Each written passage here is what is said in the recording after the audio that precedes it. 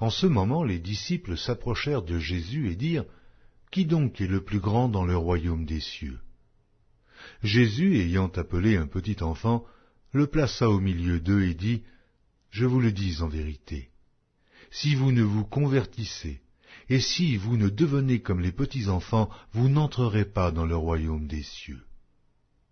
C'est pourquoi quiconque se rendra humble comme ce petit enfant sera le plus grand dans le royaume des cieux. Et quiconque reçoit en mon nom un petit enfant comme celui-ci me reçoit moi-même. Mais si quelqu'un scandalisait un de ces petits qui croient en moi, il vaudrait mieux pour lui qu'on suspendît à son cou une meule de moulin et qu'on le jetât au fond de la mer. Malheur au monde à cause des scandales, car il est nécessaire qu'il arrive des scandales. Mais malheur à l'homme par qui le scandale arrive. Si ta main ou ton pied est pour toi une occasion de chute, coupe-les et jette-les loin de toi. Mieux vaut pour toi entrer dans la vie boiteux ou manchot que d'avoir 2 pieds ou 2 mains et d'être jeté dans le feu éternel. Et si ton œil est pour toi une occasion de chute, arrache-le et jette-le loin de toi. Mieux vaut pour toi entrer dans la vie n'ayant qu'un œil que d'avoir 2 yeux et d'être jeté dans le feu de la géhenne.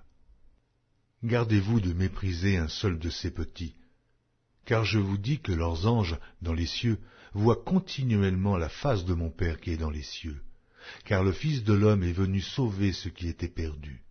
Que vous en semble, si un homme a 100 brebis et que l'une d'elles s'égare, ne laisse-t-il pas les 99 autres sur les montagnes pour aller chercher celle qui s'est égarée? Et s'il la trouve, je vous le dis en vérité, elle lui cause bien plus de joie que les 99 qui ne se sont pas égarés. De même, ce n'est pas la volonté de votre Père qui est dans les cieux qu'il se perde un seul de ses petits. Si ton frère a péché, va et reprends-le entre toi et lui seul. S'il t'écoute, tu as gagné ton frère, mais s'il ne t'écoute pas, prends avec toi 1 ou 2 personnes, afin que toute l'affaire se règle sur la déclaration de 2 ou 3 témoins. S'il refuse de les écouter, dis-le à l'Église. Et s'il refuse d'écouter l'Église, qu'il soit pour toi comme un païen et un publicain. Je vous le dis en vérité, tout ce que vous lirez sur la terre sera lié dans les cieux, et tout ce que vous délierez sur la terre sera délié dans le ciel. Je vous dis encore que si 2 d'entre vous s'accordent sur la terre pour demander une chose quelconque, elle leur sera accordée par mon Père qui est dans les cieux, car là où 2 ou 3 sont assemblés en mon nom, je suis au milieu d'eux. Alors Pierre s'approcha de lui et dit, « Seigneur, combien de fois pardonnerai-je à mon frère lorsqu'il péchera contre moi? Sera-ce jusqu'à 7 fois ?» Jésus lui dit, « Je ne te dis pas jusqu'à 7 fois, mais jusqu'à 70 fois 7 fois. » C'est pourquoi le royaume des cieux est semblable à un roi qui voulut faire rendre compte à ses serviteurs. Quand il se mit à compter, on lui en amena un qui devait 10 000 talents. Comme il n'avait pas de quoi payer, son maître ordonna qu'il fût vendu, lui, sa femme, ses enfants et tout ce qu'il avait, et que la dette fût acquittée. Le serviteur, se jetant à terre, se prosterna devant lui et lui dit, « Seigneur, aie patience envers moi, et je te paierai tout. » Ému de compassion, le maître de ce serviteur le laissa aller et lui remit la dette. Après qu'il fut sorti, ce serviteur rencontra un de ses compagnons qui lui devait 100 deniers.